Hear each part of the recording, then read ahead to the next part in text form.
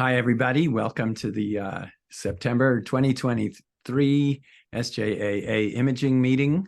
And tonight we're really lucky to have Brad Templeton talk to us about solar eclipses and how to or not to take pictures of them. So Brad, take it away. All right, thanks. Yeah, I love eclipses. I've seen 6, and next year I will increase that to 7. And of course, I mean total solar eclipses. I think most astronomers know the difference, but one of the most frustrating things in going to eclipses I actually run into is I ask someone after the eclipse, "Hey, did you see it? Where were you?" And they'll tell me they were outside the line of totality and they saw 99% eclipse, and they thought they had seen the eclipse. And it's really the difference between having sex and kissing a relative. It's the total solar eclipses and partial solar eclipses shouldn't even have the same name because they are so different. And the total solar eclipse is really, I think I will label it, the most dramatic natural phenomena you can see on the Earth. Maybe you'll argue some artificial phenomena is more spectacular, but I think it beats out the Grand Canyon or anything else of that nature in terms of a natural sight that you can see on this planet. So that has made, of course, many people want to travel the world, see eclipses, and foolishly photograph them, because no photograph of a solar eclipse looks like a solar eclipse. So of the few who are still here, who are visible, I mean, how many of you have seen a total solar eclipse? Have you? And I can't tell if Nicola is putting his hand up or not, but Francesco is, okay, and I can't see Nicola. But anyway, a couple of you have, and if you, Larry has, a couple of you have not. Well, you're in a club where it's very difficult to explain to the other people what it's like, but it is the highest contrast natural phenomena. So you've got the highest dynamic range, which makes a particular photographic challenge. But it is incredibly dynamic and incredibly dramatic. So what I'll do is I'll tell my story of eclipses I've been to and what I learned from them. And I'll do it in chronological order and get to my photos that are the best I've done. And each time, of course, I do a bit better by the time of the end. Then I'll show some video and talk a bit about the software that people typically use when they're doing this. So I am going to bring up okay, so we need to do that. And we'll do part 1. And then I'll have to come in here and make myself, there we go. All right, you should all see me merged in with the slides. I always find that being a little head in a box to the side is sort of disconnecting. And so it's much more personal when you get to see people directly. And I've titled this, How Not to Photograph a Total Eclipse, because here are my photos of the first total eclipse that I saw, which was in 1991, north of Puerto Vallarta, Mexico. And it was the longest solar eclipse of the 20th century. However, I, maybe somewhat foolishly at the last minute, because I decide these things at the last minute for some reason, joined an eclipse expedition by a rather crazy astronomer named Tom Van Flandern. And he decided and made a case for why you should want to see an eclipse from near the edge of the path. He's not wrong. There are things you will see at the edge of the path that you won't see on the center line. However, the mistake was that this particular long duration eclipse was the wrong eclipse to do that with. I'm jealous of the people who went to the hybrid eclipse in the northern Australia, in the Kimberley, a few months ago, because they were seeing a very short eclipse. But everything about an eclipse that's interesting is because the moon and the sun are intersecting exactly, and you're seeing the limb of the sun, you're seeing the prominences, you're seeing the corona. And if the moon were giant, it would not be nearly as interesting. And so, in fact, if you match them very closely, which is what a short eclipse does, or what happens to some degree when you're near the edge of the path, you actually see more dramatic things, but there's a price. The price is you see them for less time. And I think I paid the wrong, but it was my first time. So I have no pictures of that eclipse because I didn't know it yet, but I worked out this advice, which is if you have never seen one before, watch it.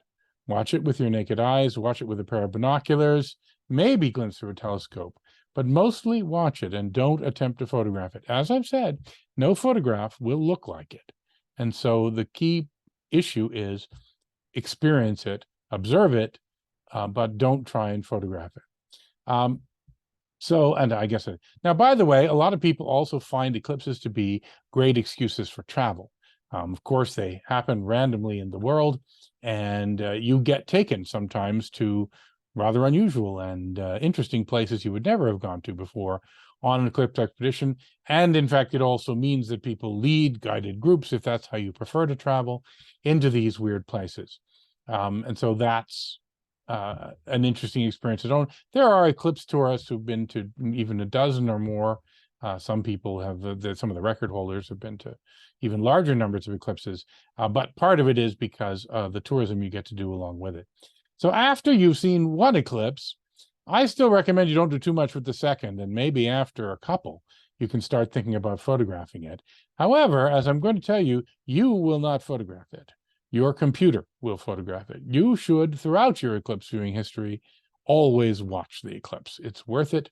Don't waste any of that time, if you can avoid it, and let your computer do the work and let your telescope do the work.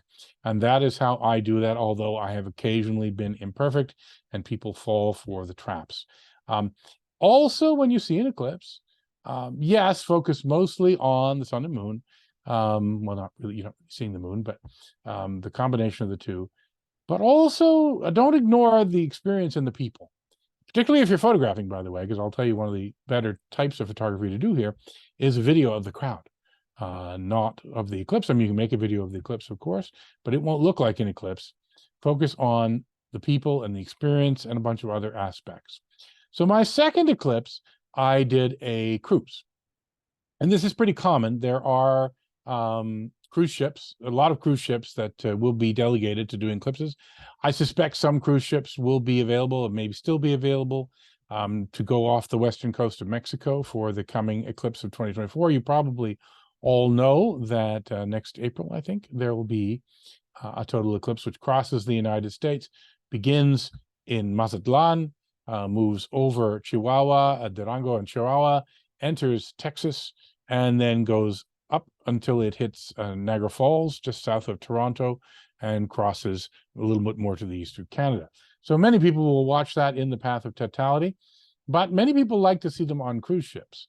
Now, one reason is you get a cruise. It can be a pleasant experience to have uniformed waiters serving you creme brulee while watching the eclipse, compared to being out in the harsh territory of Mongolia or other places. So that's an attraction.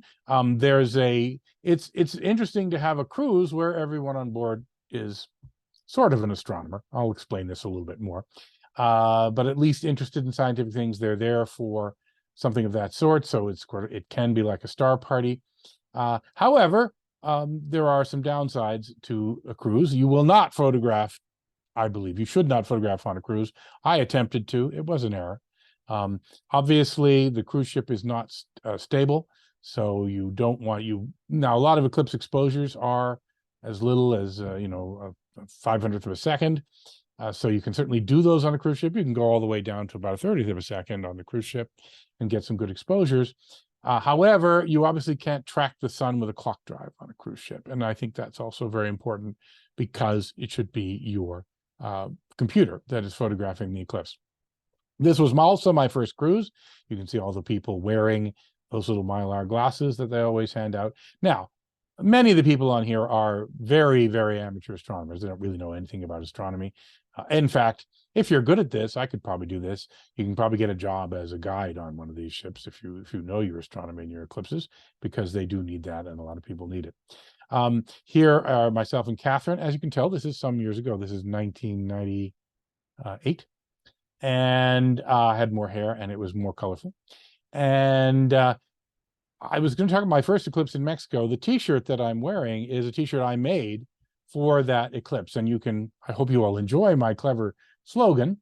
The interesting thing was that while I was in Mexico, Corona Beer also sold eclipse T-shirts, and they had no idea that the corona is the name of the sun's atmosphere, the thing that's most prominent and visible during an eclipse. But I made up these T-shirts saying I went to Mexico for Corona, and I also made buttons, and I had a button making machine for my business.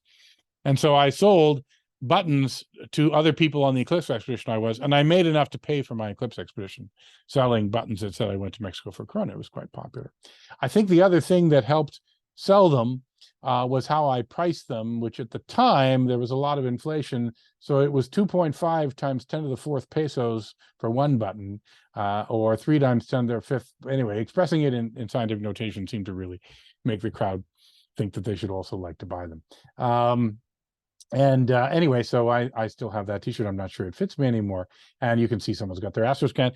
This is, of course, how you take a photograph of yourself with a partial eclipse. You project the partial eclipse onto a screen. This is not my astroscan, but it's someone else's, projecting the partial phase and a picture of us at the eclipse. And it's about the only way you can really get a decent photo of that, and I'll explain later. And I took a photo with my camera. Here it is. Isn't it fantastic? Yeah, no, photographs taken with ordinary cameras will rarely get anything like more than this. You see nothing except the eclipse. You barely see the eclipse, both from the size and the focal length. This was actually taken with one of the world's first consumer digital cameras. This camera was actually pretty high end for the time. It had just been given to me by my employees, which means I paid for it. I'm not quite sure how that worked as a Christmas gift. But here we were, and it was 1024 by 768. And I held it up. This was a 4.5-minute eclipse. There was a little bit of luxury to spend some time with it, but I got a completely useless photo that doesn't capture anything of it.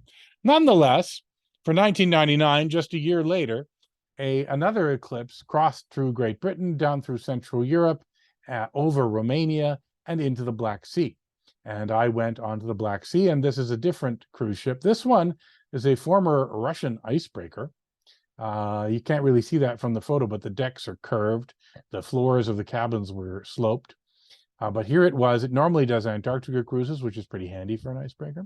However, it was being used. And you can see the usual crowd of astronomers, everyone setting up their telescopes on the deck. And I went and bought a little Meade ETX 90, I think, because that was the kind of thing you could fit into luggage.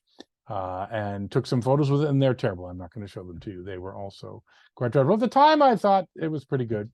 Oh, I should mention another thing about the crowds on the eclipses, to give you some essence. The first ship that I was on, that I showed you pictures of a couple ago, there it is, was a pretty high-end ship. And it was in the Caribbean. This was Eclipse, it was 1998, it was in Caribbean. And on the ship with us were quite a few interesting people. Freeman Dyson was there. I got to have dinner with him almost every night because I had met him and knew him before. Jill Tarter was on the ship. And I don't know how many of you know Jill. She works for the SETI Institute. But her biggest claim to fame is that Carl Sagan based the character of Ellie in the Contact book and movie on Jill. I mean, it's only loosely based, but enough to give her a little bit of claim to fame. And one day we were going out on a little scuba trip, and usually these cruises will have all the other usual cruise things, including scuba trips. So we did a scuba trip in the Caribbean, and we were talking about, and the movie Contact came up among the crowd on the boat. And I said, oh, you'd be interested to know that the woman who inspired that character is on the cruise with us. And this woman with a completely straight face stared at me and said, you mean she met aliens? So not necessarily an entirely astronomically advanced audience, unfortunately. Nonetheless, some people like Freeman Dyson, great people to meet on a cruise. Oh, okay, here we go. We're on this other ship. And our ship, I guess people liked it because all the other boats followed us. They figured we knew where we were going. And so a whole bunch of other cruise ships were out there. And they followed us to, I mean, it's a big Black Sea. Now, one advantage that cruise ships do have, not needed here in this picture as far as you can tell, but it was actually needed, is of course they're mobile. And so the captains track the weather and they attempt to find a place on the line that will have clear skies and will even go at full speed to try and find clear skies. And that is a big advantage. You can do that on the ground. You can do that if you have a plane. However, on the ground, there can be a lot of traffic and congestion. It may not be possible to easily move to find yourself a spot. And of course, it's all about getting clear skies. So here are Catherine and myself, and there's the little Meade ETX getting ready. And we're doing, again, obviously, this is early in the partial phases. So anyway, terrible photos from that. And then I've now made a newer Eclipse shirt with some more Eclipse slogans. I think this one was I went to the Caribbean. My slogan for this one was, I went to the Caribbean to get some shade. So I had to come up with a clever phrase. Oh yeah, and here where you can see all the 4 ships, and you can see people enjoying cruise life as well as eclipse. Here's another way to take a picture during, well, it can be done in a partial eclipse, of course, and before a total eclipse, is you poke pinholes into something, and that will project. It's not very visible in this picture, is it? But that 1999 on the table is made of little crescents, so you can see we're in the partial phase. Oh yes, Catherine has the I went to the Caribbean for some shade shirt. And anyway, so you can project these onto your own body, you can project them onto tables and so on. You can do a little bit better. All right, so that's 1999. I'm not showing you the pictures. My next eclipse, slightly more style. It was seen in Eniwetok. I don't know how many of you people know where Eniwetok is, or its claim to fame in nuclear history, but it is the site of the world's first hydrogen bomb explosion. The Ivy Mike explosion was put in a building on one of the islands of this atoll. And this is not that. That's some other nukes. Hang on. Here, this is the location of Ivy Mike. And I don't know if you can see my cursor, but above my head, you can sort of see like a shark took a bite out of the island. That's where the hydrogen bomb was. It was exploded on the ground, and now there's no island where it was. These other things you see are other nuclear explosions that were done. The residents of this island eventually said, hey, stop nuking our island, please. And the United States had to pay them a fortune and replace all the soil and a lot of other things. They took all the radioactive soil that they removed and put it into this concrete dump. And they covered it up with concrete. We brought a Geiger counter with us. There was no detectable serious radiation, although apparently we were told we shouldn't eat too many of the coconuts. And they did give us some nice coconut milk when we landed there. No jet had flown to this airport. It was a big, long airport because in the days of the nuking, there was a lot of air traffic to the atoll, but no one had landed on it for 10 or 15 years. We weren't even sure if it would be safe. The instructions said fly over the runway at a low altitude to remind the people camping on it that you might want to use it. However, this day, because of the eclipse, people knew planes were coming. And so we got to see that eclipse. We had, there's another nuclear cloud. There was a lot of war detritus on the island. The Allies and Americans mostly just left shit behind. And it's sitting there resting, so you get a little bit of tour of that. And we set up a little tent camp there. I have that little blue telescope is just a refractor I rented. Happened to have a guy near me who rents them. I didn't have a nice refractor. I recommend a nice refractor in the 500 to 750, 900 at most millimeter focal length for eclipse photography. This is over there on the left is my friend Landon Knoll. Landon was performing a series of experiments where he had an array of cameras he was using in eclipses, and he was trying to see if he could find any Vulcan asteroids. Those are asteroids inside the orbit of Mercury. And those asteroids cannot be seen except during a total eclipse or it's actually difficult for space telescopes to see them. The moon is really your ideal sunshade. And so he was taking lots of photographs during eclipses of the area around the sun to look to see if we could, and he could basically, unfortunately, his experiment was negative, so he could rule out that there were no Vulcan asteroids above a certain size because they would have shown up in his photographs. Since then, further exploration has indeed found that there is nothing there, nothing that of any significant size orbiting inside the orbit of Mercury. But we were able to do a little bit of actual science while doing, here's a panorama of the scene, and the telescope's getting ready. Beautiful location, obviously. Sadly, clouds for the first, here's another bad attempt. This is what you get when you try and photograph an eclipse. Now, my goal in most of my astrophotography, and I'm not a nebula star cluster guy. I like moving things and dynamic things. Eclipses, obviously, being able to do comets and a bunch of other things. But I think it's pretty important to try and give context to them. The photograph you take of just the eclipse, well, you can do a good job and you want to do that. It doesn't really capture the experience. And so here I'm capturing, well, there's, I think, Venus down below the sun in this photograph. There's also what's kind of a famous phenomenon, which is the 360-degree twilight. It looks like sunset or sunrise every direction. And I'll show you that better in another photograph that I have coming up. And here's me taking that photograph, or no, not taking that photograph, trying to take a panorama. Again, being a bad boy. This was also I think it was a 4.5-minute eclipse, a 4-minute eclipse. So you have a little bit more time to waste on photography. And I got some decent photographs. This one's a little bit interesting. I no longer try and take these, but if you do about a 4-second exposure, you actually can see the Earth shine on the moon with the sun's corona behind it. And so some people like to even do HDRs and put the Earth-shine moon in there to show it is the moon. But of course, this is actually a very bad thing to photograph, bad way to photograph it, because if you have seen a total eclipse, what you learn is, as I said, the most high dynamic range, high contrast phenomena in nature.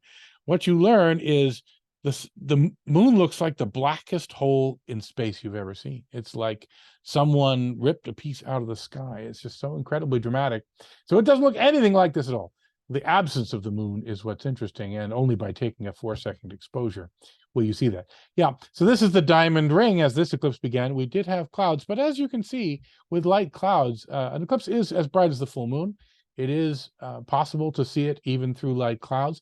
Fortunately, these clouds only were there for about the 15 seconds of second contact, which is second and third contact are where most of the action is, where most of the drama and beauty are. I mean, there's plenty in the middle too. But so I have got this, well, interesting, but not ideal photograph of second contact. But third contact, on the other hand, the clouds are gone. And this was, at the time, I think the eclipse photo I had taken that I liked the most. I had put this one as a poster on the wall. It's capturing the diamond ring effect, which, for the few of you who may not know what it is that limb of the sun at the end or beginning, before the eclipse is total, a tiny sliver of sun is visible. It's dramatically brighter than everything else. You can now see a little bit of the corona when this is happening. So you've got the eclipse and you've got this immense glowing ring, and we'll see a little bit more and talk a little bit about that. And this is in 2010, the eclipse in Eniwetok. No, 2009, sorry.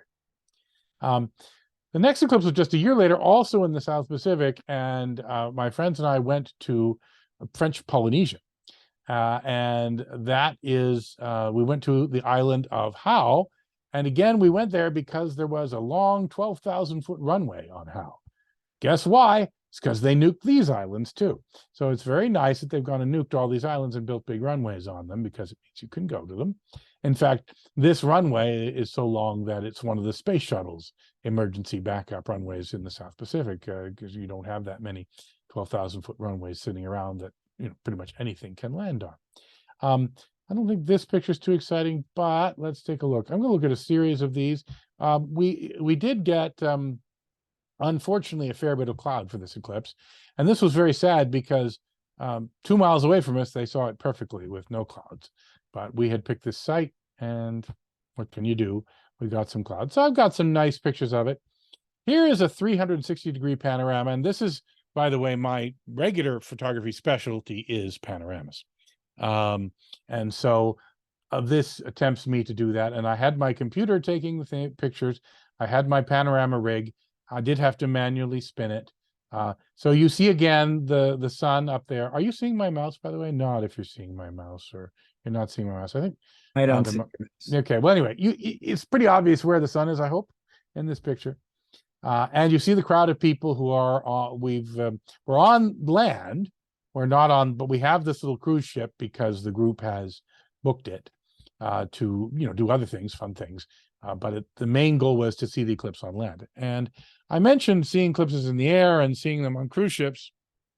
Seeing them on land, I think, is the best experience. You get the context of standing. You get this sense of you're standing on a planet, and these bodies are lining up in space in this amazing way. And being connected to your planet is actually a part of that. The other things you see when you're on land are things like this 360-degree sunrise in every direction, which is kind of cool and is not that hard to perceive.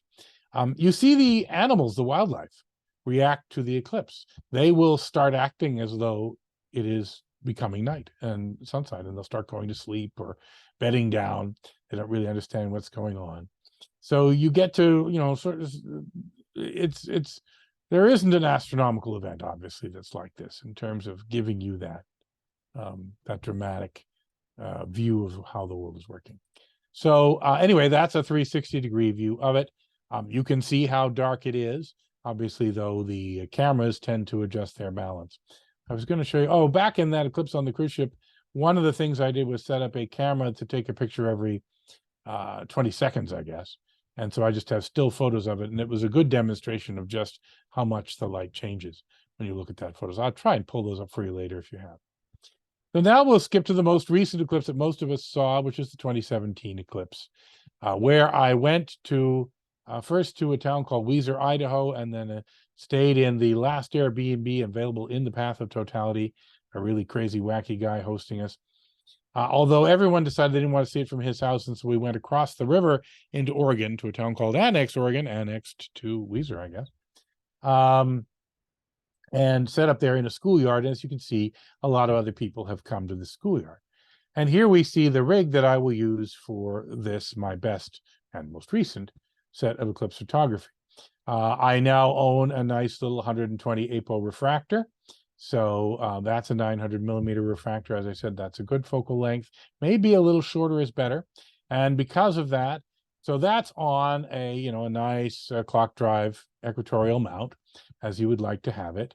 It is, was interesting, of course, to polar align it because, well, I did end up going there the night before and setting it up and just taking the risk that I could leave a telescope in a field, somewhat expensive telescope in a field, and nobody would steal it before I came in the early morning to actually begin the day's observing because I wasn't sleeping there. And so I put it up there and did very rough polar alignment. Then the truth is you don't need super accurate polar alignment. Your exposures are all short. As I said, the longest you'd ever do is 4 seconds. Usually you shouldn't do much more than 1 or 2 seconds. So the only reason for your polar alignment is so your computer can do the photography. As I've said, you get your computer. So that means you set everything up, everything's aligned, and it just runs. And of course, your clock drive does the job. Now here you see, I've got one of those old Merlin mounts, which will do, again, very simple tracking.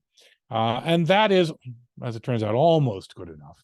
It didn't do quite a perfect job, mostly because it's pretty flimsy and it's easy to bump it. But otherwise, these mounts, and I'm sure you've seen them, they're sold for Milky Way photos, things like that. They're fairly inexpensive. And on it, I've put a 400 millimeter lens and a rental Canon camera. So I used to shoot Canon, I now shoot Sony. And I have put this 400 millimeter lens I still own. So that's a little too short. I think, as I say, you want something more 500-600. The 900 is pretty good too. And it's tracking the sun as well. And it's got just a handmade solar filter on it. Over here, I've mounted on my main optical tube, I have mounted a, just because I had the space for it, I had the camera. This is one of those crappy super zoom cameras, those ones that can zoom out to 1,000 millimeter equivalent, one of those Canon ones. And I decided that I would just have it shoot a movie, an HD movie of the whole eclipse, and I wouldn't do anything else with it but that. So the Canon camera was easy to control because there's lots of software to control your shooting of Canon cameras. But this camera's okay, but it's only through a 400 millimeter lens. And I'll show you one of the programs in a little bit that I have used for several of these eclipses. And over on the right, my Sony camera is pretty hard to control. So I controlled it with a program called Eclipse Droid, which is an Android program. And it is able to, if you have an Android phone that emits infrared light, so it has basically a TV remote control infrared transmitter in it, which some do, you can control the camera that way. But you can't control it nearly as well as controlling it over USB. Now, Sony cameras are controllable over USB. They are controllable over Wi-Fi, actually. But nobody of the people who write this software have done the work to try and work with those drivers. And there are no drivers for Android. So that's this particular program is Android. The Windows and Mac programs, I actually haven't checked the Mac programs because I don't have a Mac. But if you are shooting with a Mac, maybe you can find something that can control Sony's, depending on what you have. If you don't have a camera you can control, you can do what I did, which is you rent one. I rented this from the various camera body rental places. You can also rent lenses. For just 1 day or 2 days shooting, it's not that expensive to rent the gear that you want because you're not going to do this every day. And the nice thing is that they give you a little box to ship it back FedEx, and I actually I dropped this off at a FedEx depot on the way out of this Idaho town. So I returned it the very same day I used it. So I didn't have to rent it for very many days. I just caught it and I had to have it for the drive to there, but not for the way back. And well, we've got cars, I set my table, my laptop is controlling everything on the left. And I, of course, am using the batteries with me and in the car to provide power. I have a few other things set up, though, in this experience to provide. So you see 3 cameras already. And here is a diamond ring through the APO refractor. Actually, the only defect in this particular image is that the limb of the sun is so bright that when we look at the red zone of the chromosphere next to the diamond ring, and this is the diamond ring at a reasonably decent diamond ring exposure, you actually see fringes because the center is overexposed. The diamond ring always is overexposed. And one thing we'll learn as we go through this is there is no one exposure for an eclipse. Every exposure is different. Every exposure reveals something else because of the incredible dynamic range. Here we see, just as the diamond ring is either ending or beginning, actually, I haven't noted the timestamp on this. Oh, sorry, this is as ending. These are all third contact now because I shot a movie of second contact. So what we have timed here, and these programs can time very exactly, we've timed the very beginning of the diamond ring here. You can just see the spot. You still see the prominences, you still see a lot of the corona, so some pretty cool stuff. And then this is, I think this is an HDR. So what I tend to do when I'm shooting these is shoot a very large bracket. And that means all the way from 2 seconds to an 8,000th of a second. There's something interesting at every one of those different exposures, and you combine them together in an HDR. That's the only way to get something that even approximates what a solar eclipse looks like. And again, it doesn't. That black circle is just, it's so black. It's you know, you've heard of Vanta black. It looks blacker than that, not because it is the moon with Earthshine, but because it is surrounded by the corona of the sun, which is about the brightness of the full moon. Here's another great diamond ring exposure showing a lot of coronal detail, but really capturing the diamond ring. The diamond ring at third contact is the one that most people see. So there are 2 diamond rings, of course, but most people are being paranoid at the beginning of the eclipse, or as the second contact appears, they're wearing their solar glasses or they've got their solar filters between them and the sun, and they're not really sure when it's time to actually start looking at the sun with your naked eye. And so the answer is you can probably look sooner than you think. And a little bit, everyone is paranoid and giving people advice saying, oh my God, never look at the sun, never wait until after the diamond ring is over. The diamond ring is the prettiest part of the eclipse. Do not miss the diamond ring. Don't miss the second contact diamond ring. You will not miss the third contact diamond ring because you'll be staring at it, and then suddenly this gleaming bright light will suddenly beam out at you, and your eyes will actually tell you very quickly, okay, it's time to stop looking at this. That's why the first part is harder, because there's nothing telling you it's time to finally look at it. This is an HDR image. I think this is one of my best. And you can tell it's an HDR because it's able to expose these incredibly bright prominences along with deep details in the corona. As I said, this is 900 millimeters, and we get that quite nicely in the frame. There is coronal detail out beyond that, but this focal length for this type of exposure is working very well. Here we'll see some close-ups of very short exposures and see what kind of great detail you can get in prominences. Now, when I got these photos and started looking at them, I was very upset for a second, because if you can see the largest prominence that's up in the sort of upper right-hand corner, you see this black spot next to the prominence. I assume you can all see that. And I thought, oh crap, I had dust on my sensor. And then I noticed everybody else had the same dust on their sensor.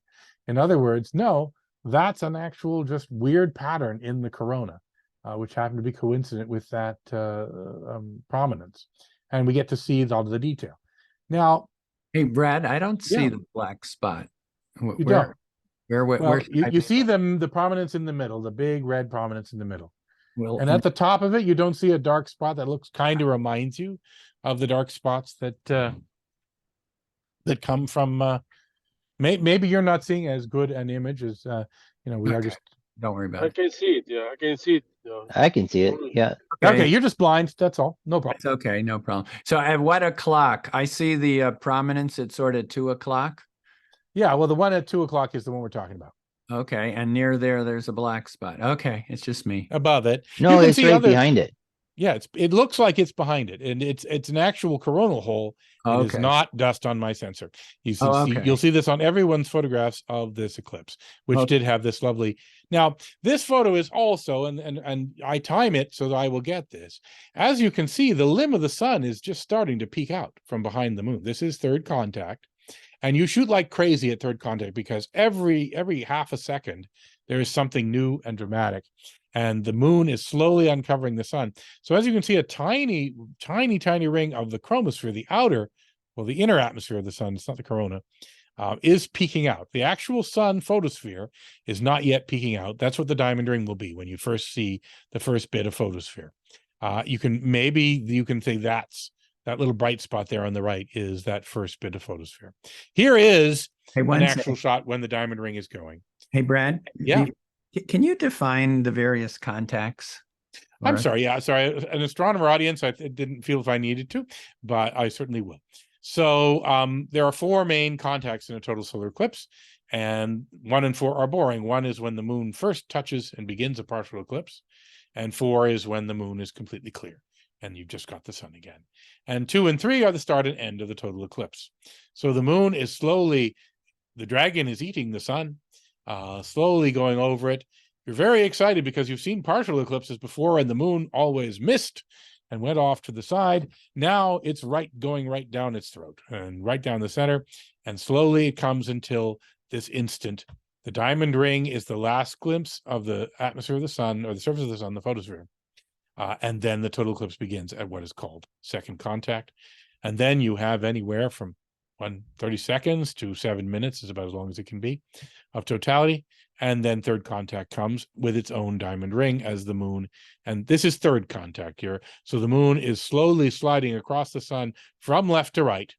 And it is, at least in this orientation. And it is now revealing. Now, this is a very fast exposure. This one's probably, in the range of 2,000ths to 4,000ths of a second. And that's at f 7.5, I think it is. And so even though to the eye looking at this, it would look like a bright diamond ring. This bright spot in the center would be overwhelming. It would be making a sphere to your eye much larger than you're seeing here. It's because the camera's short exposure is pulling that out. Here is just a moment before that. Yes, go ahead. Just when all this time you're talking about looking at it, we're wearing glasses, the whole eclipse glasses while we're looking at it? Oh, God, no. Okay. No, during a total eclipse, you look at it with your naked eye. It is about as bright as the full moon. It's perfectly lookable with your eye. You cannot look at any time when the photosphere is exposed, except for a tiny dot. So all the partial phases, you should use eclipse glasses. But no. In fact, there are people who do not get that because there's so much eclipse paranoia put out about, protect your eyes, don't look at the sun, which is perfectly reasonable to talk about for a partial eclipse. But when it's a total eclipse, oh no, you look at it with binoculars. You look at it with a telescope, no filters. So just to clarify, like I'm picturing I'm wearing eclipse glasses until I see the diamond ring, then I take them off. Well, of course, you won't see the diamond ring with eclipse glasses. So if you're on, but most people are not alone. Most people are in a crowd, and the noises of the crowd, or you have an eclipse guide. That's actually pretty common.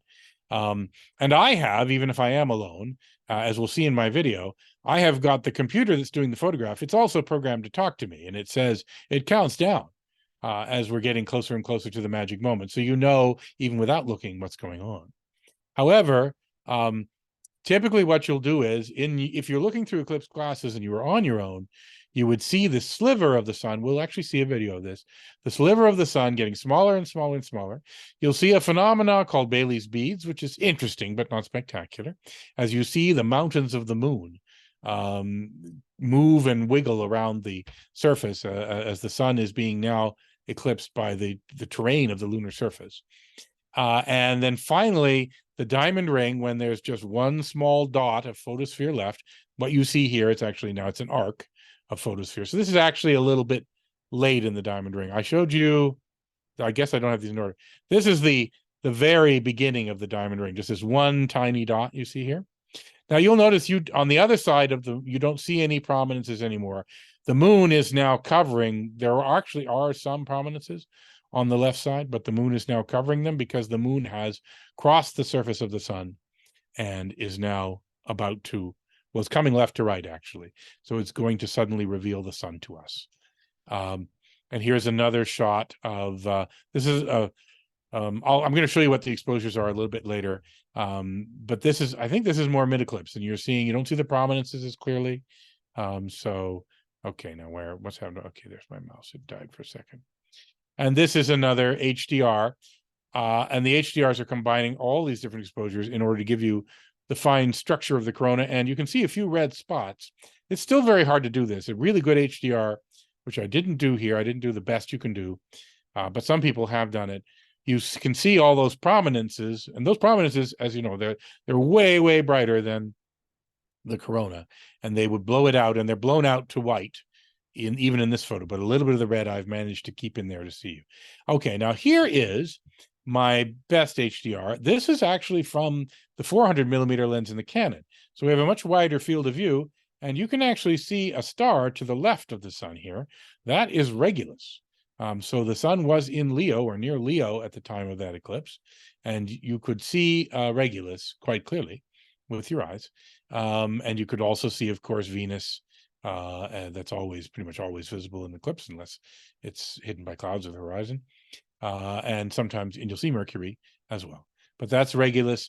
And here we're seeing, now, it does not look like this to the eye, but this in some ways is the closest to what it looks like to the eye, because your eye has the amazing ability to look at wide dynamic range.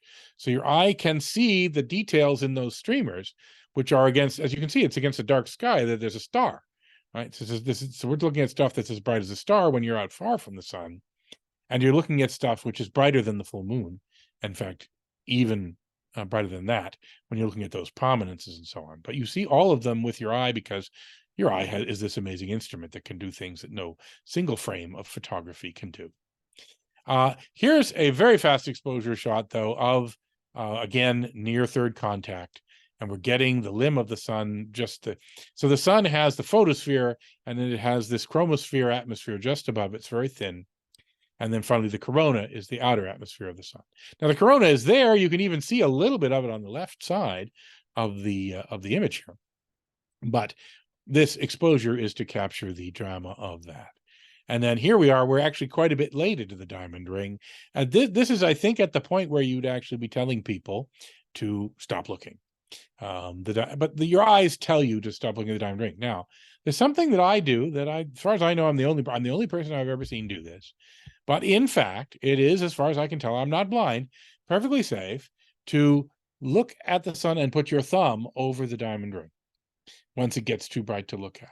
And you will then find that you get 15 seconds more eclipse. You see these other things because the diamond ring, while very bright, is not so bright as to wash them out to your eyes.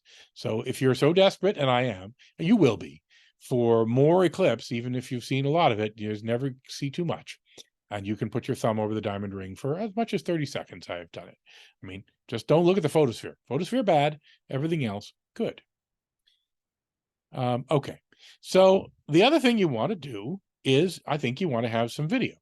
Now, second and third contact, as I've described, they're very dynamic moving events. They, things are changing constantly. They're not really still events. Still photos I just showed you are good. People like them and they say, yeah, that's a cool photo. But it's worth taking a video, especially if you have the right equipment. Now, one of the problems with a video is a video will only be with one exposure. Maybe for this one, the cameras are there. First of all, there are now HDR video cameras that can capture a few more stops, but that's all. The photographs I showed you, the ones that captured all that coronal detail, I mean, we're going over 20 stops here.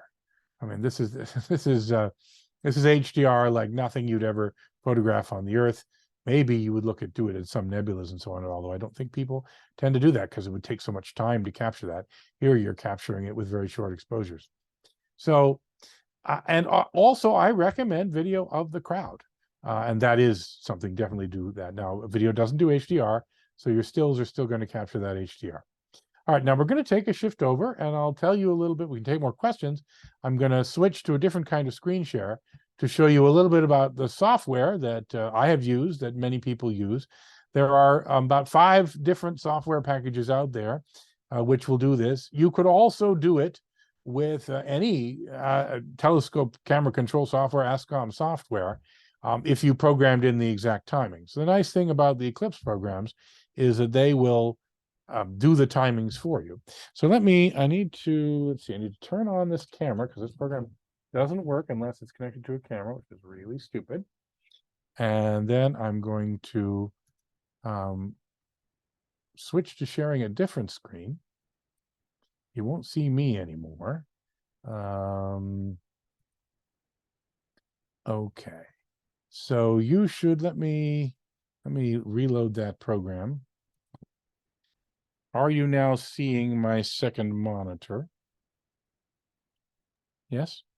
Yeah, I think so. By the way, we still see, at least I still see you as, you know, on the Zoom little screen. Okay, well, I'll be like this if you want me to be like this. You can also, but Well, okay. So unfortunately, bug, it has announced. Oh, okay. Camera. I think this is a terrible aspect of this. Okay, so I'm going to have to run it again. And this program is called Eclipse Orchestrator. It's for Windows. As I say, there are a couple programs for Macs, including a very similar program. Oh, okay. Now we're loaded up with a very simple script. So this sort of program, I have set it up. I have set it my latitude and longitude. Now you can even program it to take it from a GPS. And if you use the phone versions, they of course use the phone's GPS, which is nice because sometimes you change your location in a very short order. So they take the latitude and longitude. I've put Mazatlan in here, which is a good location to be for the eclipses coming up.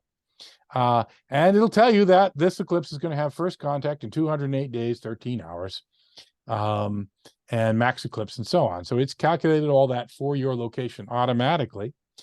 And then I have put a script into it, and you can sort of see the, no, we're not seeing, oh, I guess it doesn't scroll here. So I'm going to call up a viewer, not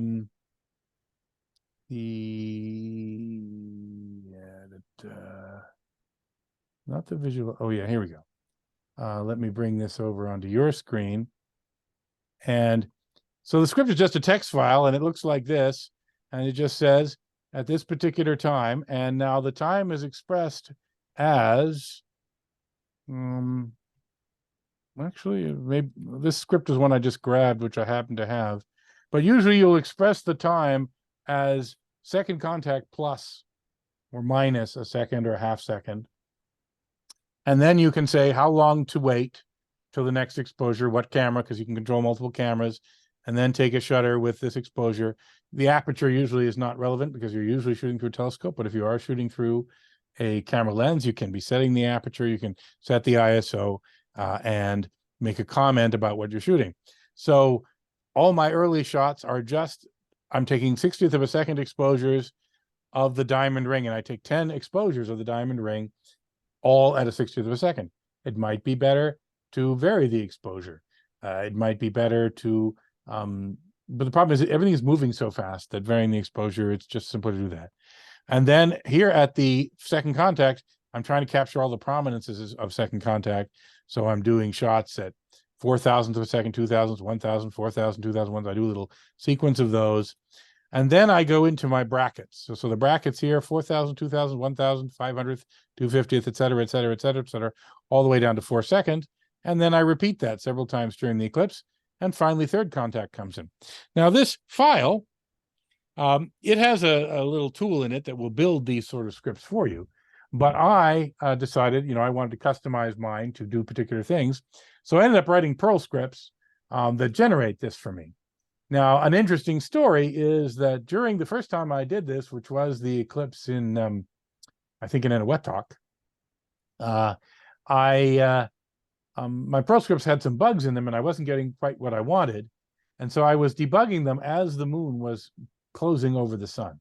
So if you have ever coded on a deadline, I just want to express to you, there is no deadline like the moon flying in front of the sun. Nothing is going to delay when you have to ship. And so I did, however, get it to run, and just with a few minutes to spare, which was quite scary. So these programs all, fortunately, have a little thing to say, let's simulate second contact, because you do all this from second contact. So now it has set us as though we're 1 minute and 15 seconds from second contact. The time is, whatever that day is in April. And you can then have your, and you must do this, you absolutely must do rehearsal runs. Get it going until it's doing what you want to do. Also, of course, to make sure your cameras are connected, they're all in the right place. Make sure your battery, you're not going to touch this during the eclipse, but make sure your batteries are charged, make sure all those things are right. So now here we go. Second contact. Oh, it's already happened. So you can see it down below here. Yeah, so it's taking photos. You see the photos disappear? Bang, bang, bang. It's shooting the photos.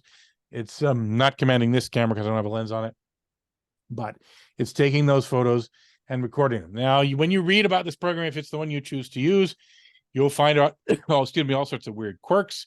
Canon cameras controlled with USB. You can only shoot so fast. You have to, it won't let you shoot multiple shots while it's writing to the card. You have to wait a second between shots. That's terrible. You can fix that if you connect a little standard shutter release to it, which connects to a serial port. So they sell kits to do that, because that's recommended if you want to shoot really fast. Other tools you can do. Now on the Sony camera, what I did was a slightly different approach. I didn't have nearly as much ability to control it. I could do what I could do with an infrared remote control. So I put the camera into the mode where it shoots a bracket. Every camera has a mode where it will shoot a exposure bracket. I was 9 stops in the case of the Sony you can get to do. So I set it up to make that bracket, and then I would just click the button and it would quickly take 9 shots. And that's good because it take them very close together. And the remote control could do things like, gross shifts in what was going on, and then do the 9 shots. And in particular, tell it to record a video, which is something I did. So anyway, if you run one of these programs, it will look something like this. But most importantly, go out and of course, you have a great target. You can shoot the moon, because in fact, you are shooting the moon when you do the eclipse. You just can't see it. But, do test runs on the moon. The exposures are actually, not that far off.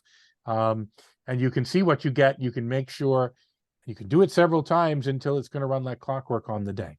Because again, you're going to start your computer, you're going to start the program running. Now you won't even have to do anything, because you won't say simulated second contact. You'll be real time finally.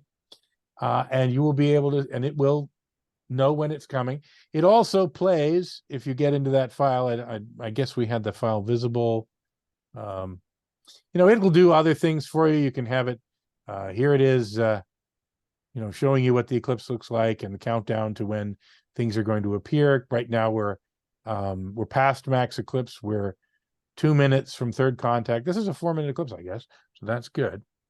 So you can watch that. But main goal of all this is not to look at any of it while you're shooting. Rehearse it until you know it's going to work. Something will break anyway. Fix the thing that breaks, and then hopefully you will get a great shot. And sometimes you don't.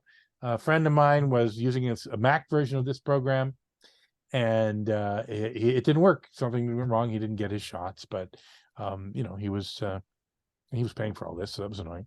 But do the rehearsal, get the computer to do it, and look at. I'll give the URL of a site where you can learn about the different programs that people use. As I said, you could also do this yourself if you have any kind of astronomy control program where you can set exposures at specific times. Obviously, everyone who does astrophotography sequences has that. So you could use one of those programs. We've all used whatever your favorite one is. You could use that, but you probably want to look at these just because they'll do the calculation. They'll pull in the latitude and longitude. They'll suck it from your GPS if necessary. All right, so now let's call up let's close that program off. And I pasted in the, and I will paste for you again in the chat, where is the chat hiding? I'm seeing the, because I'm sharing screen, I can't see the chat. That's not right. What are you doing to me, Zoom? Is it that YouTube's? Yeah, I pasted it once before. Here, I'll paste it right now. Oh, okay, sorry, I've got my controls here. Yeah, okay, there it is. You want me to do it, or are you going to do it? It should still be in my clipboard. It is. There Okay. it is. Okay. If you want to, I'm also going to put this up on the shared screen for you, so you can see. You won't hear the volume, and you won't see it at 4K. If you go to that link and put that link on your screen, and then just put the video of me in a smaller box, then you should be. You'll have to press play in that link, and yeah. So here is a video I made. And then actually, let me go back, and I'm going to pause it. When I pause it, it sometimes puts up some stupid YouTube suggested videos. Just X that out. So what you guys don't hit, sorry, you guys don't hit pause, because this is a shared program. So please do not touch the scroll bar or the pause play button. Just X out the suggested things if you've got them. So what I've done here, we're at that location. I've got my cameras photographing the eclipse. I've set up 2 cell phones, which make 4K video, one in front of us and one behind us to capture. All right, so somebody has done this again. And this is the crappy video from that. Okay, somebody is hitting the pause button because this has never happened before. We're always starting again. And so here's the view from behind us. And unfortunately, the view in front of us stops not long after second contact. But okay, let me give you some examples. I'm going to skip ahead into, yeah.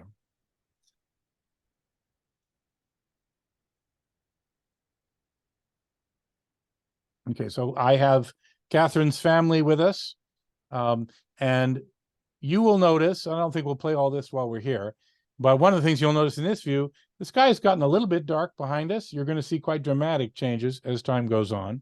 And that's why we're looking backwards. I'm just scoping out, making sure that everything is good. We're 3.5 minutes. You will hear, if you're listening to the audio, you will hear the laptop talking and giving the countdown and so on, telling us what's going on. Okay. Oh, and people have got some. Now, as you can see in the view from behind, even the tiny sliver of sun is very bright and to be seen only through. I actually positioned the camera a little bit improperly. So we're 3 minutes away. Let me go. Yeah. Okay. Here you can see the thin sliver. This is through a solar filter, of course. Now, my job when it all starts is to get these filters off of these cameras. That is one job you can't avoid if you're photographing. So we have two minutes. Now you are starting to see, now why is this white sheet on the ground? The white sheet is on the ground because we're hoping, and we don't see, shadow bands, which are little diffraction patterns from atmospheric waves in the upper atmosphere. And just before an eclipse, when the sun becomes a slit in the sky, you actually will see little, like you're at the bottom of a swimming pool, and it's cool, but trust me, it's nothing compared to what you're about to see. So don't put much focus on it.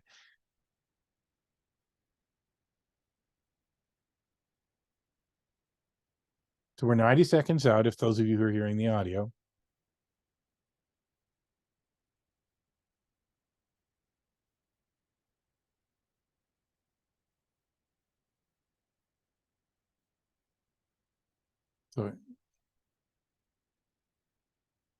So you're starting to see it, and by the way, when you watch this, you won't notice it the first time because you'll be paying more attention to the other fun stuff.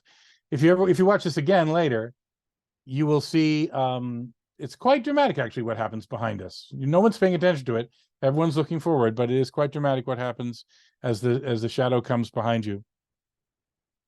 So I'm asking Catherine to give me one of the solar filters so that I can just look at the crescent. You can see my nephew is getting quite excited, which he should. It's reminding us to look for shadow bands. We did not see any. So we're at 30 seconds. Now I should take the filters off now, but I'm slow. So this is something I do, I shouldn't do. I just make absolutely sure that tracking motor camera is pointed the right way. But you can see what's happening behind. It's getting very dark. Okay, so now I'm going to take off my main solar filter, and you'll see the view below suddenly change. And there's the diamond ring 10 seconds out.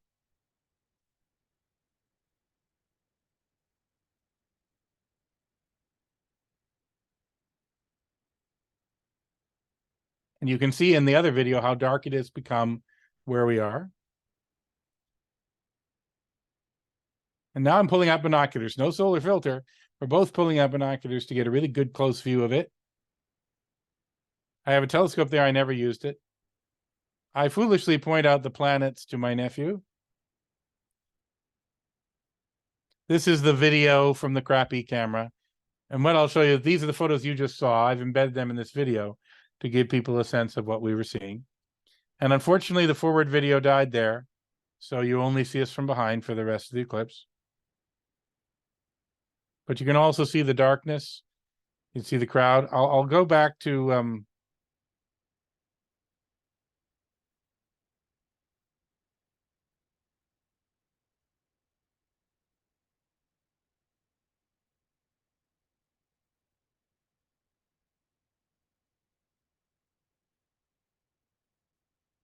this was just a 2-minute eclipse. Those of you who saw it will remember.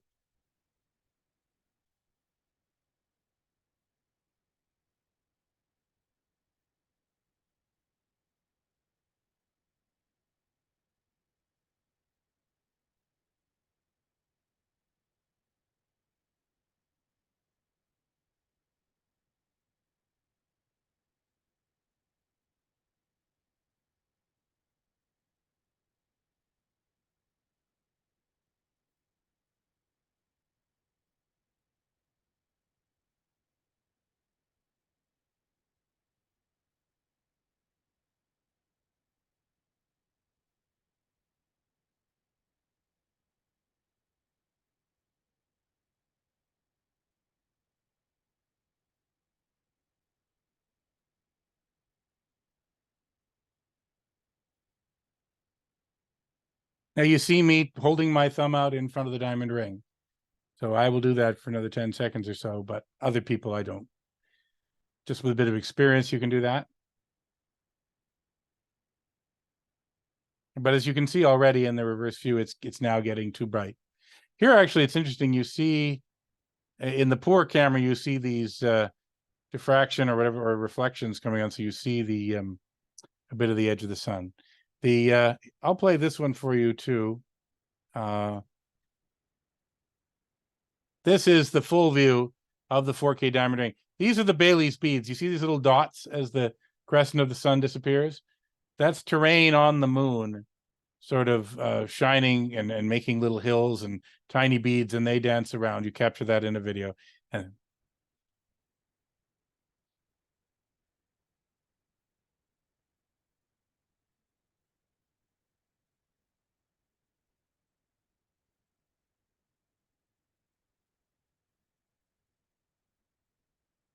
so if you're interested, you can look at those videos as well. I can, you'll find them on my YouTube channel.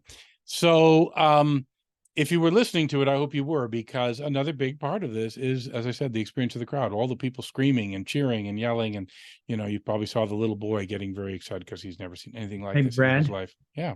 The screen is, you know, just YouTube commercials. That's true. So why don't we switch back? We're going to actually switch to, I'm going to show you just a few more other details. New share, advanced.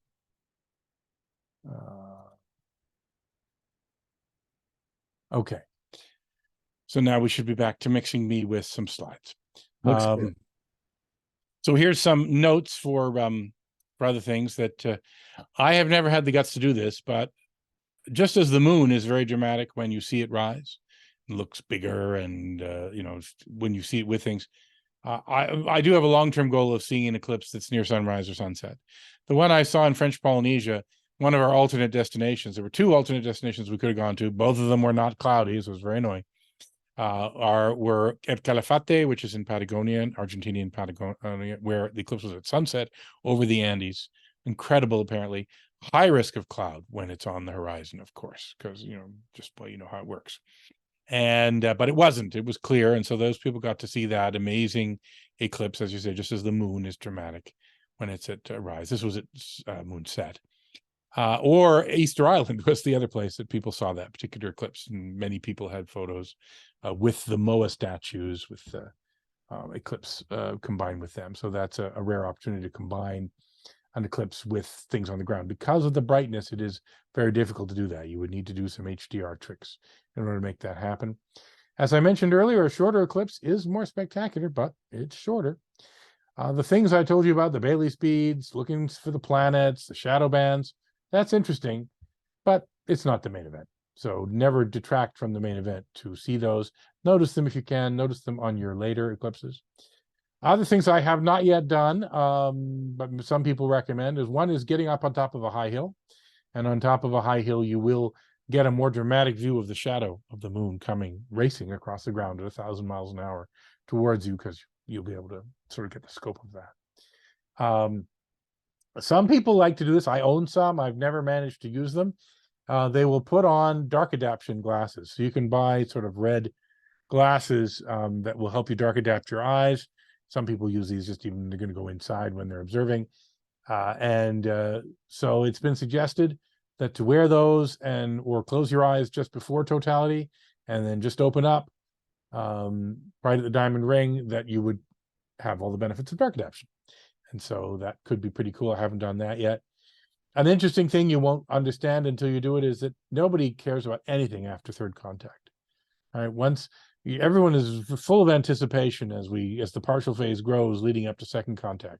First contact is exciting. Oh my God, it started. Oh my, there's the notch taken out of the sun.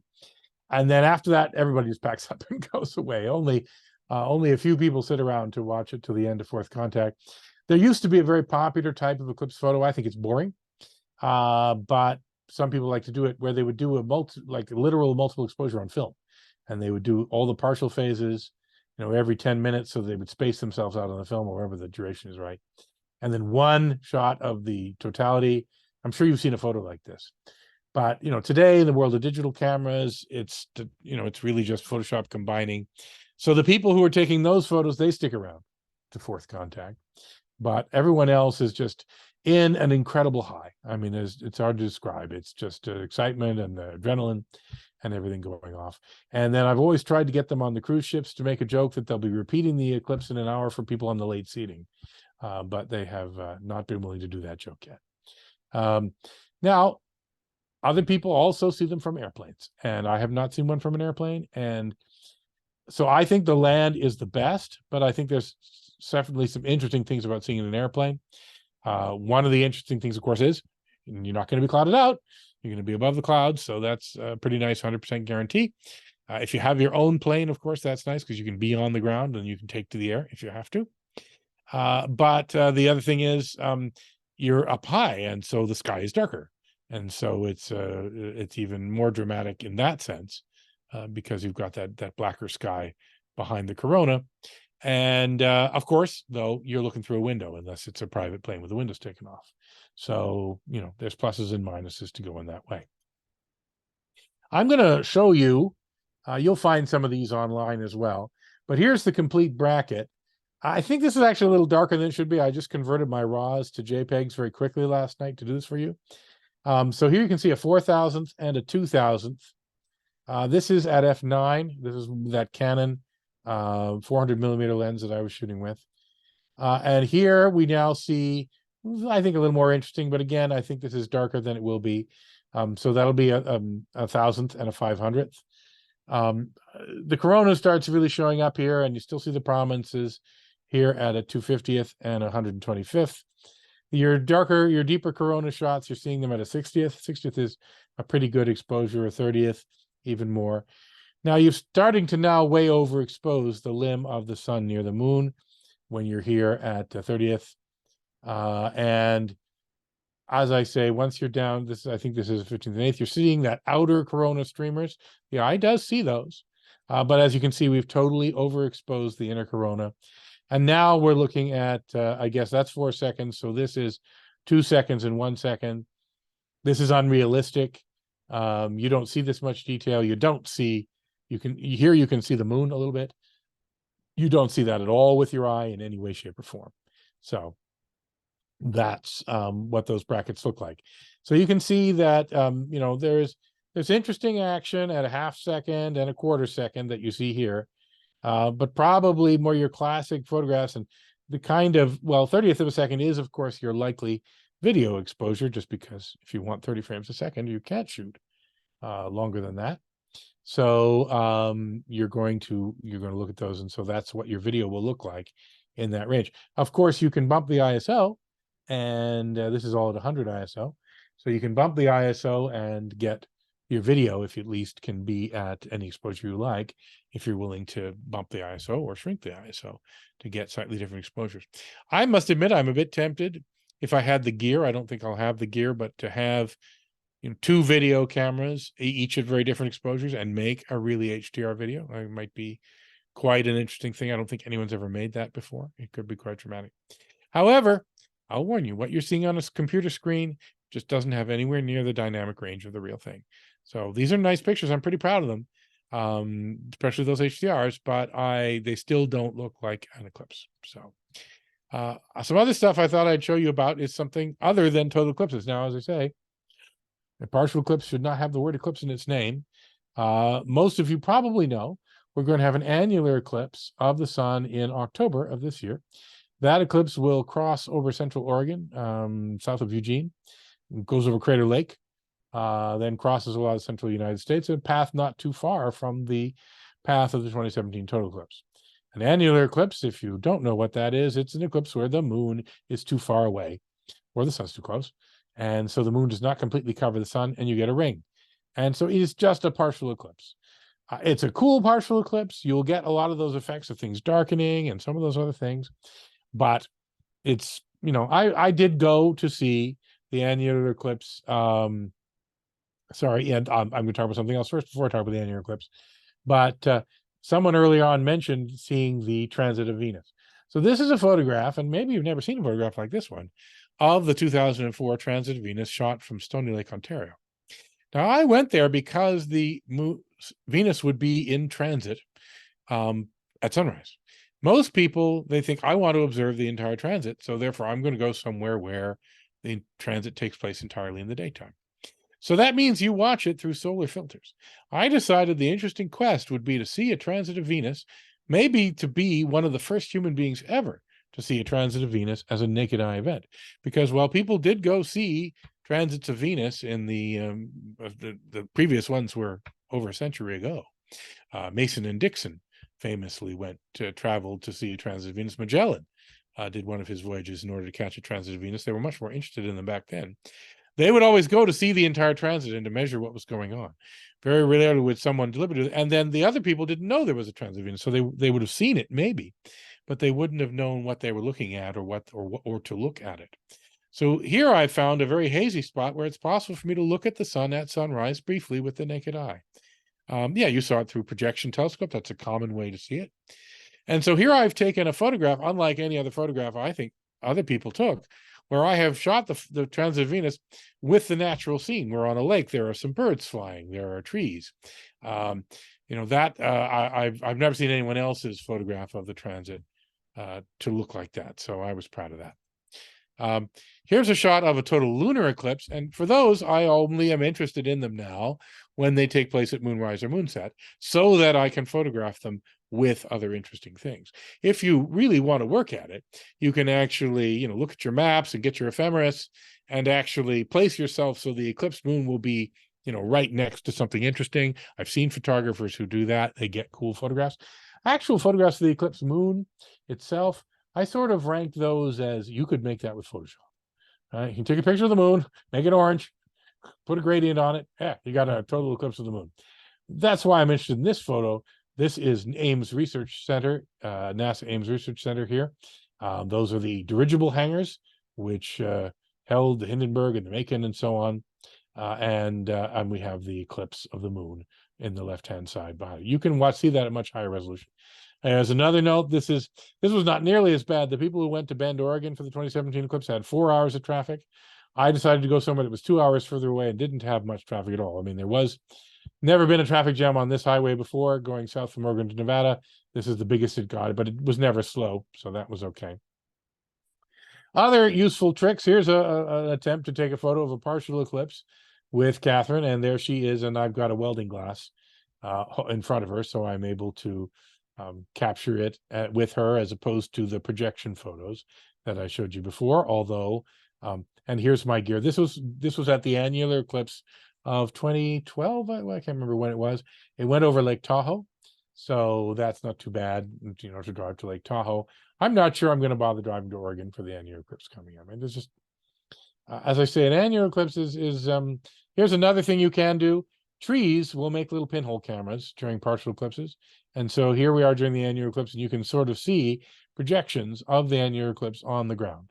You can get better than this, actually. This one, I just like the girl in it. It's an interesting way to have the eclipse with people, because again, that makes a photograph more interesting, is if people and their reaction. Here, I guess this is just a different one, slightly better contrast on the pinholes. And so there you go, annular eclipse, very exciting.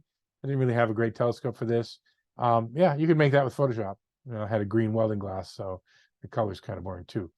But that's annular eclipses. People have done this, is to go see them at sunrise or sunset, and they call that a ring of fire because you can see it with the naked eye.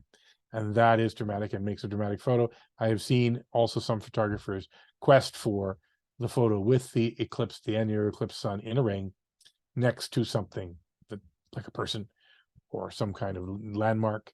You know, if you want a famous landmark, Golden Gate Bridge or something like that, if it were going over here, that might be something you'll do. I'm sure Crater Lake will see some interesting action, although the Crater Lake annual eclipse will be too high in the sky to probably combine it with anything.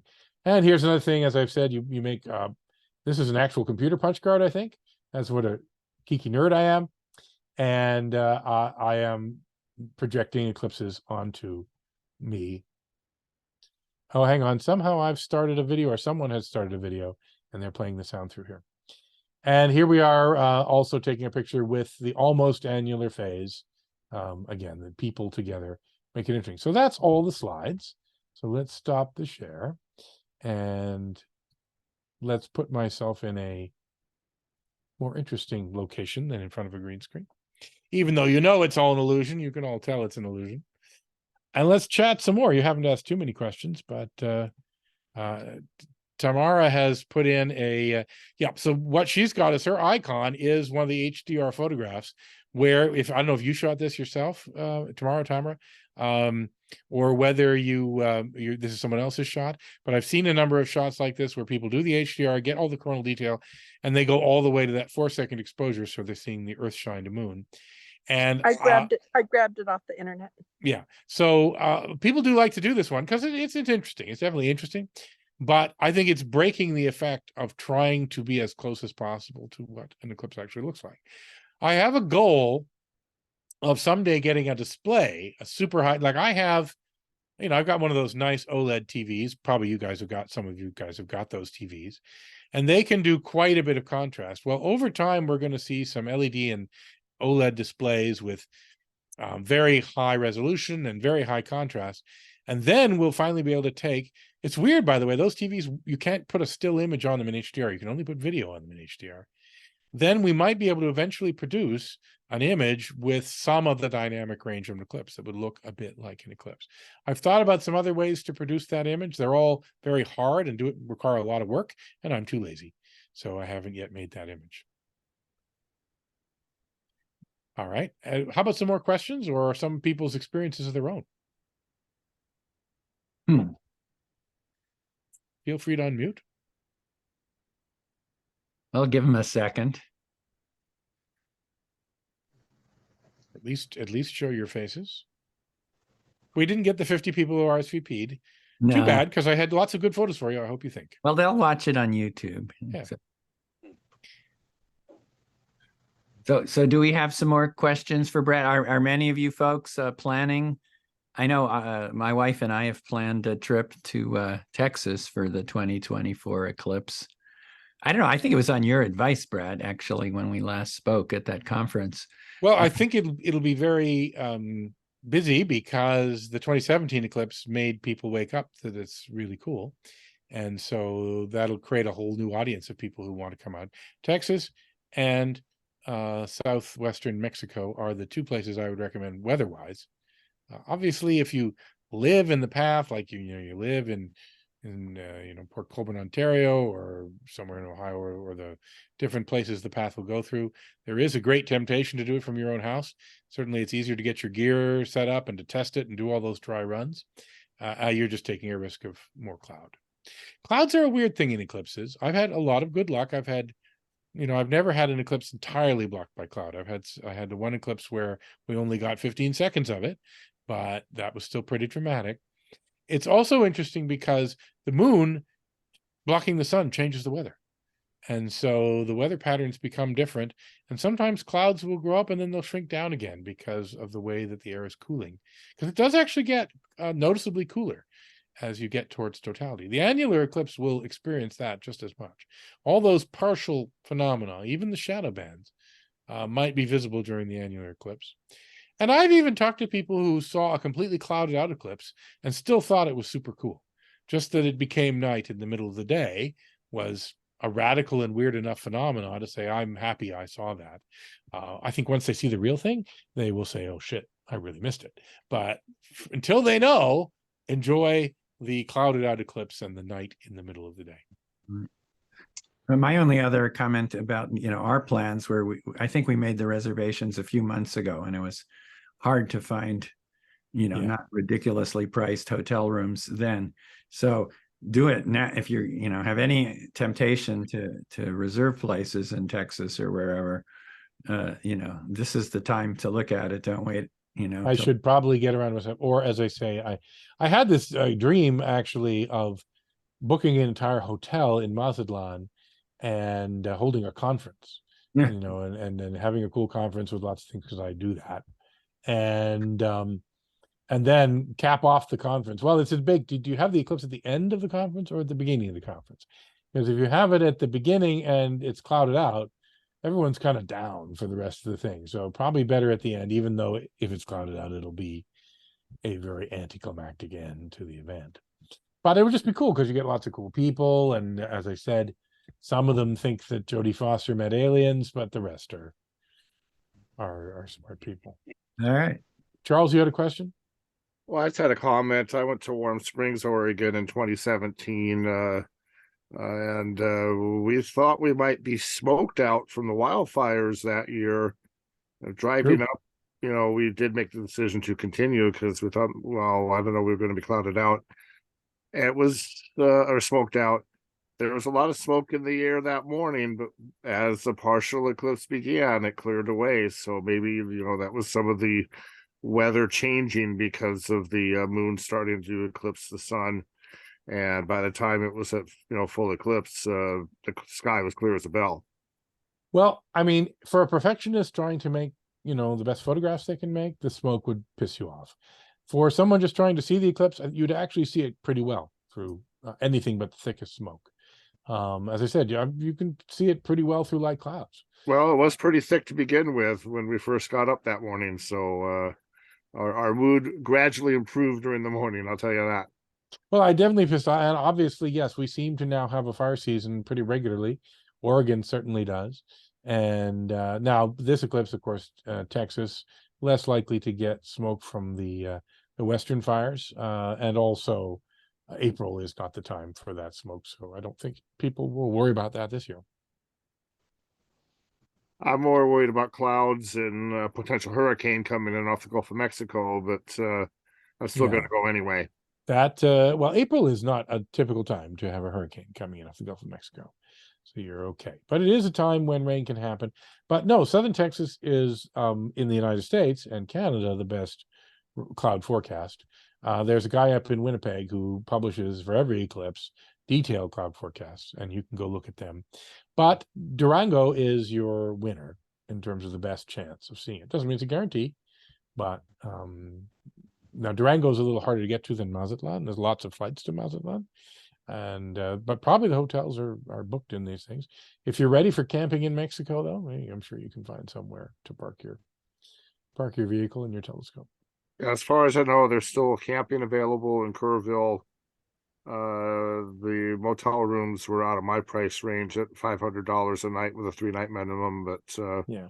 for some folks that would be just fine for them. Well, so the truth is, there is a strong temptation and good advice to say sleep in the path of totality, because nothing will stop you from being in the path of totality if you do that. But you can sleep outside the path of totality and pay a great deal less. You will have to deal with the traffic on that day. And in some cases, I know up in that area of Oregon, there was quite a bit of traffic. Bend and area north of it in the center line had huge amounts of traffic. Much less traffic in the Willamette Valley, but that had a higher cloud chance, although it was clear there, and so people saw it there. The nice thing about the Willamette Valley is, of course, interstate running right through it, so lots of capacity to clear people out. Bend, of course, just the state highway. I haven't actually looked at the maps of the Texas areas, but when you do pick where you're going to go, look at the highway map and say, will I be able to move? If there's cloud, can I move somewhere else? Or will traffic just be blocked and no one's going to be allowed to go? And well, what time is it going to be in Texas? It's going to be like it's going to actually be close or late morning, I think. 1:30 p.m. Okay, so it's early afternoon. Yeah, early afternoon. Totality. So if you sleep outside the path of totality, but you get up at early in the morning and you start trekking, I think you will make it into the path of totality to your site and have time to set up your gear. You won't have time to polar align a telescope on the stars, but you can polar align most telescopes on the sun. Not all of them will, but the moon and the sun are very close at the time of an eclipse, as it turns out. And but you can also polar align on usually on Venus or Jupiter, are quite visible in telescopes. But you don't need that accurate a polar alignment. I mean, I think it's as long as you set the latitude and slap it down and have a compass to tell you what's north, you're going to get enough guiding to take your photos. Once the eclipse begins, you can then do a full alignment on the moon, because you'll see the moon very clearly, and that's an hour before the eclipse. So correct your alignment with the moon, and I think you'll have a pretty decently tracking telescope if that's what you're doing.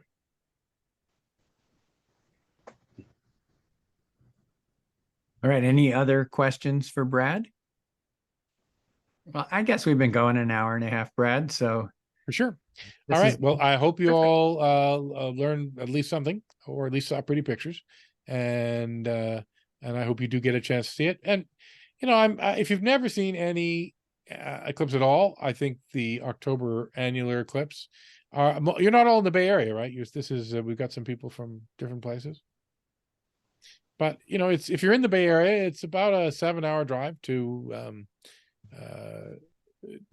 Crater Lake, for example. Although Crater Lake will be very crowded, because everyone knows that's a nice, dramatic, and wonderful place. The closest place from here is about 5.5 hours along I-80 near Winnemucca. That's where I plan to go, is Winnemucca. So lots of you won't have any.